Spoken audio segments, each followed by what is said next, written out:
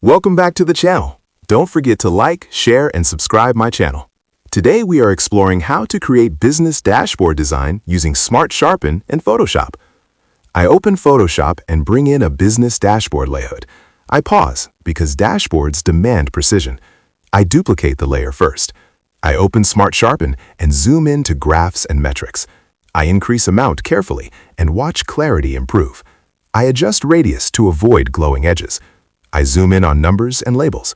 I reduce noise so the dashboard stays clean. I toggle preview and feel confidence rise. I zoom out and imagine this dashboard in a boardroom.